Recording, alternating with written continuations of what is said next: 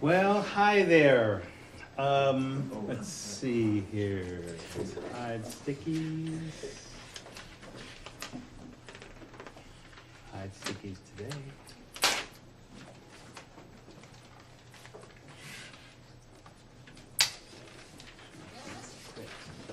Buy stickies.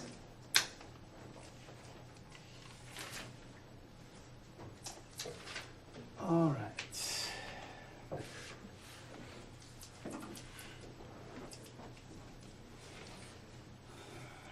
Any questions about the readings, your assignments, world events? What paper did you do Wednesday? See, it's week 4, so second reaction paper. That's it. Yeah. Yeah.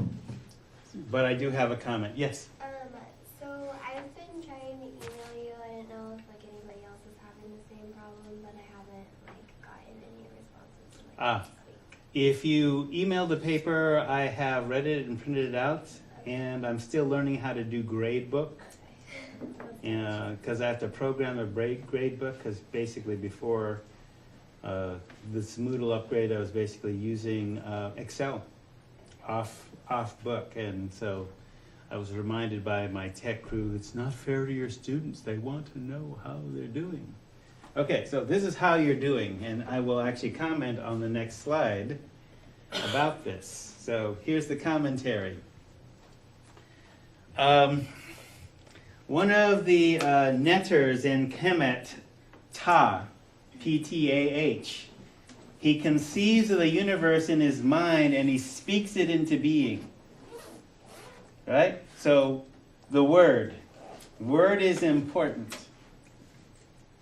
Like for example, I just had a client that is dyslexic. Very advanced ideas, but the spelling is like, wow. Okay, it's phonetic and the words change. And he said, yeah, I'm severely dyslexic.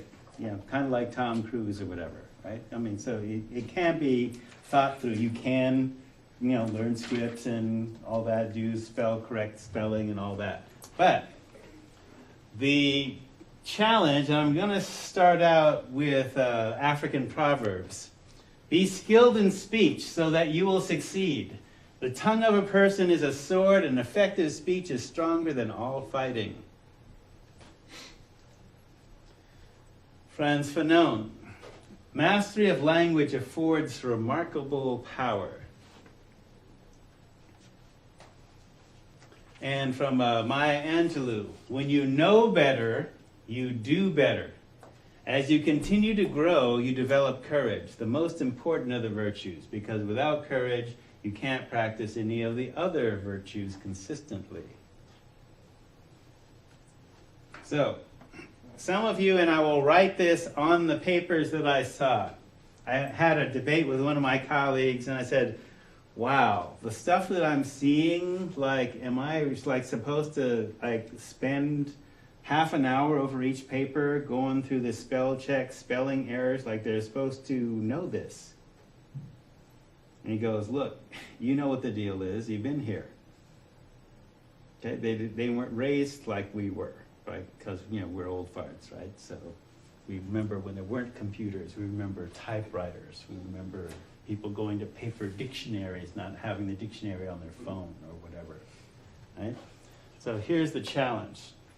Get thee to a writing tutor. Too many errors.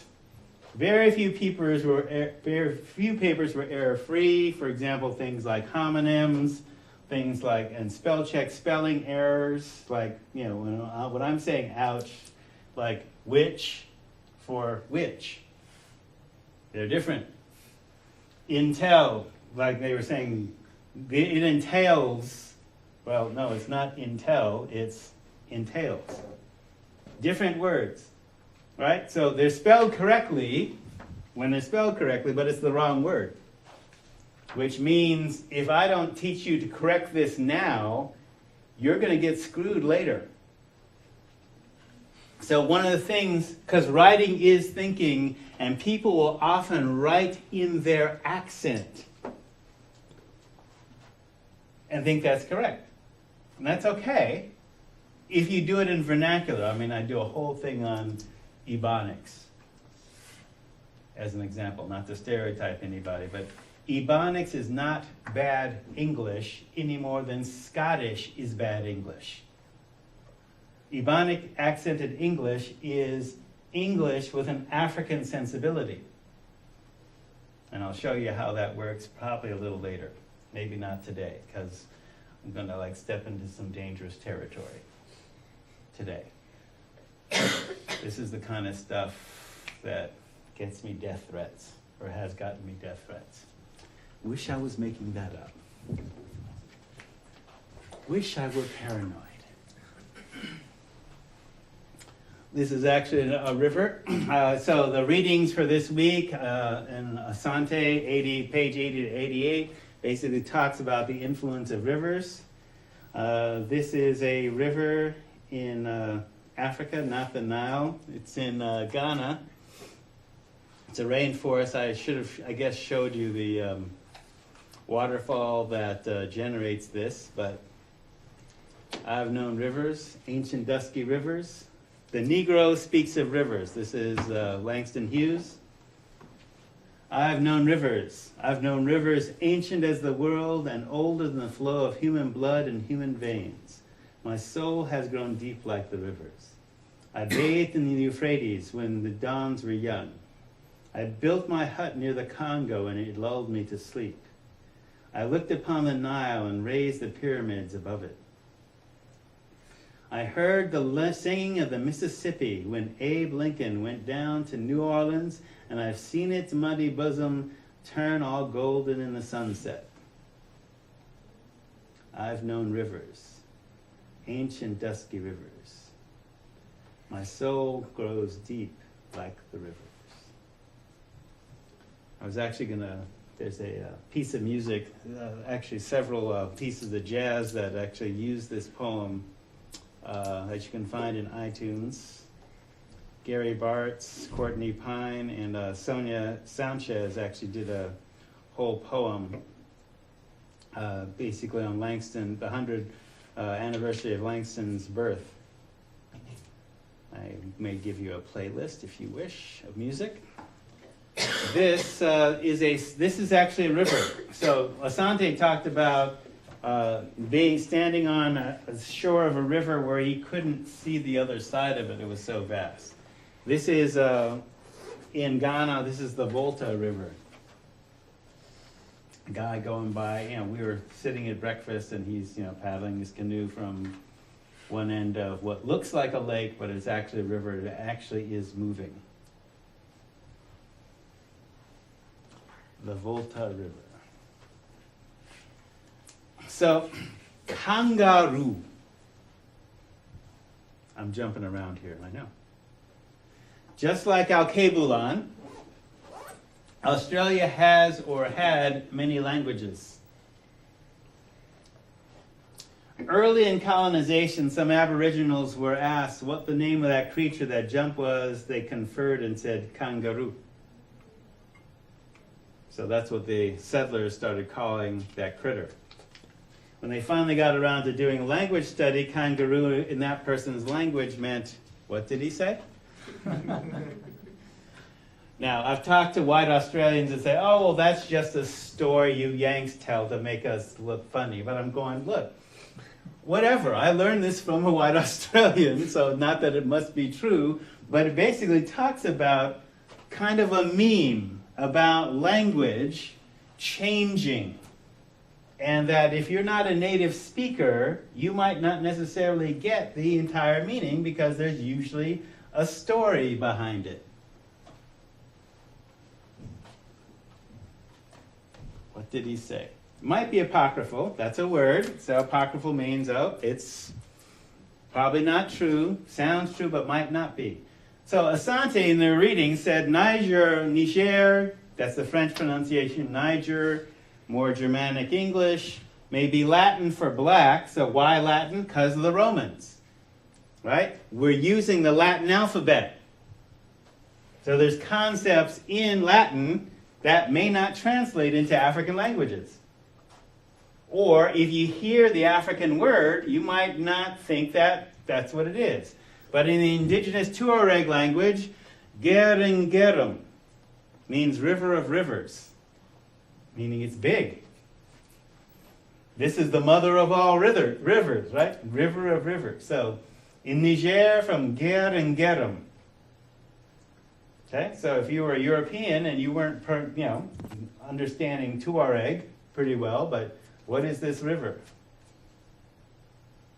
What happened? That's all right. I guess it will come back. So Nile comes from the Greek word. Go ahead, mess with me. See what I can. I can be adaptable. Nile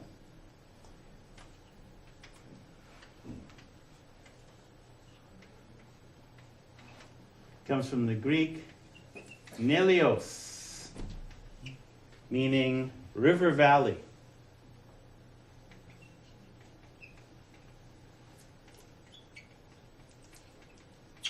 Which is not what the Comedians called it. The Nile, from their point of view, being like the source of life, and that's what Asante talks about, these rivers kind of like being not only transportation, but supplying life, fish. You also have to watch out for the dangers, like hippopotami, crocodiles, etc., etc. The Comedians called it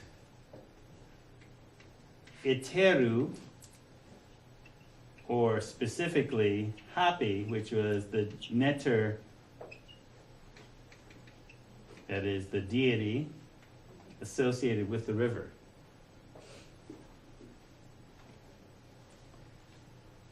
And there's two parts of the Nile, of course. The Blue Nile, because of its depth,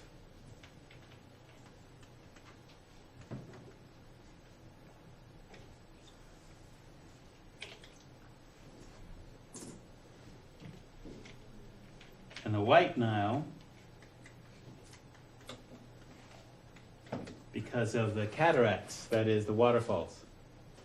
White water. Blue and White Nile. So which one's further upriver? The White Nile. Because of the mountain. It originates in the mountains of the moon. Right? So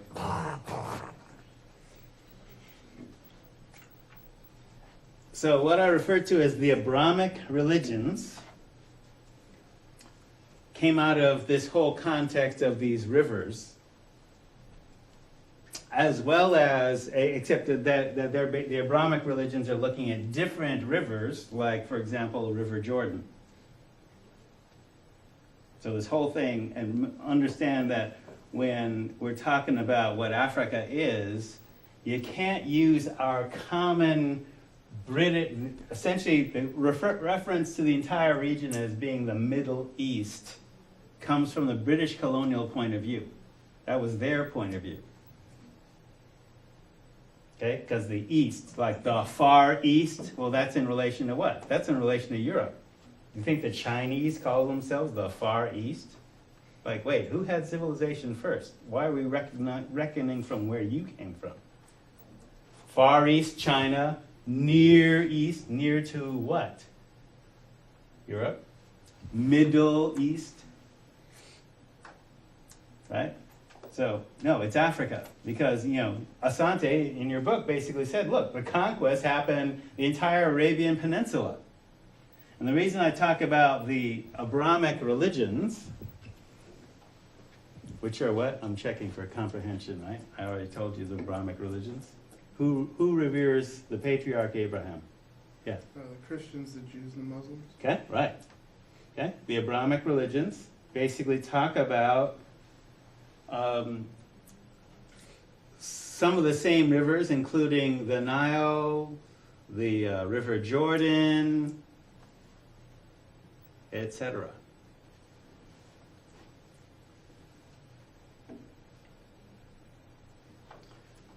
So, are you back yet?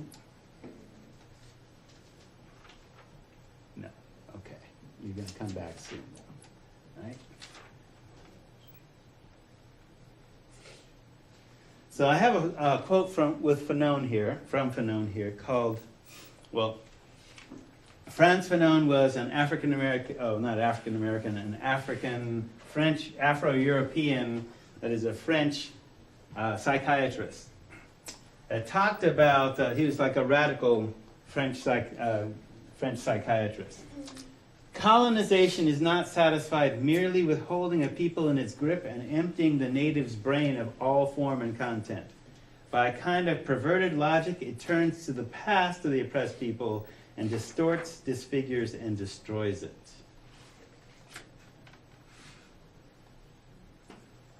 So I have a parable. What's a parable?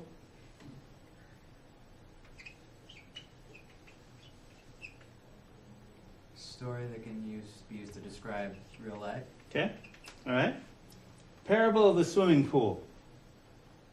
Have I used that with you guys yet? No. Okay.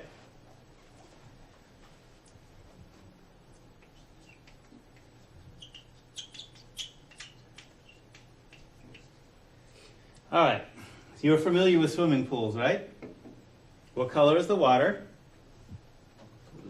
Blue. Why? Sky. What's the sky? Sky and the way it reflects light, actually. But yeah, good. And is it the way the water comes out of the ground? No. What is special about swimming pool water? Added chemicals. Added chemicals, and what else? Heated. Heated, good. And you have a shallow end and a deep end, right? And you have lanes and all that kind of stuff. So here's the parable of the swimming pool. Western civilization is like a swimming pool. Heavily chlorinated so that everything immersed in it becomes, like bleached, right? You have to, put Lolo or oil after you, wash the chlorine out of your hair or whatever, right?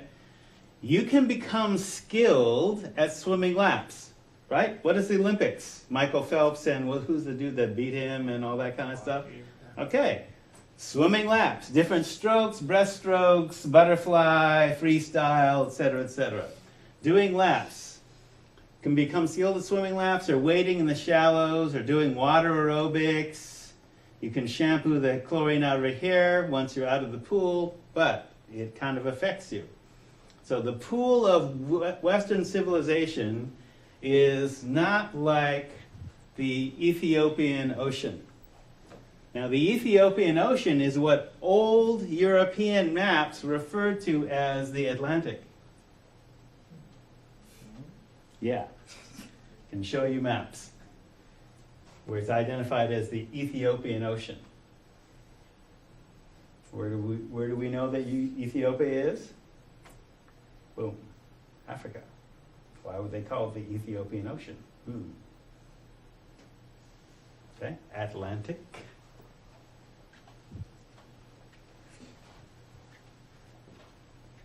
So the pool of Western civilization is not the Ethiopian Ocean. The Sea of Galilee, which actually isn't an ocean, it's a large freshwater lake. Or the River Jordan that Christianity sprang from. So swimming pools are useful for developing skills with water. But to surf, particularly big wave surf, scuba dive, or to learn to walk on water, You actually have to experience a deeper ocean, and you best know how to keep your head above water. That's what swimming pools teach you. So ethnic studies is like basically dealing with big wave surfing intellectually. Okay? It was our Western canon education was useful for swimming pools and swimming laps back and forth. But if you want to deal with turbulence, okay, you've got to basically be dealing with, have skills with turbulence. There's an African proverb.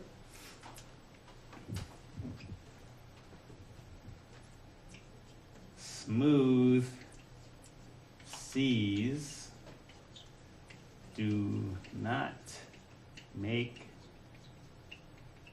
skillful sailors.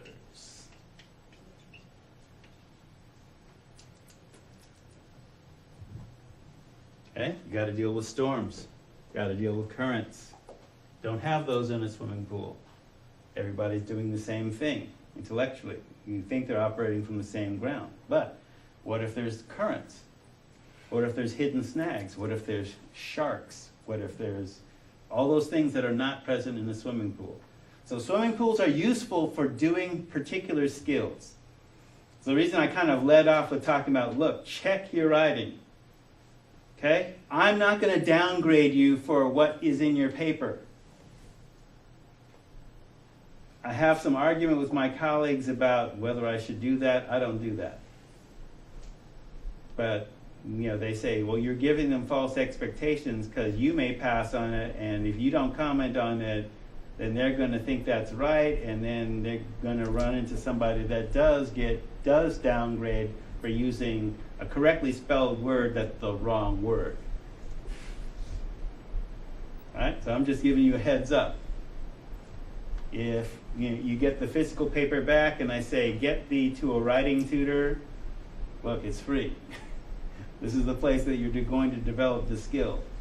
Okay? Because your writing will reflect on you later in terms of jobs.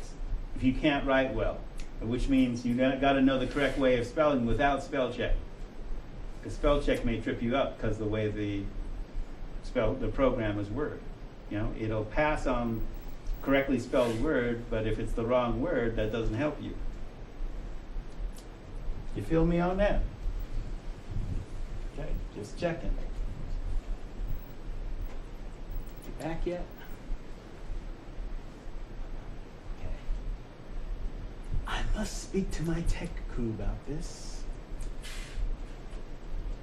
All right, so when you first enter natural bodies of water, it's a shock because they're not heated. All right, so part of the shock that gets me in trouble, but I basically, look, you can question me all you want. I will quote you my sources. Christianity is an African religion.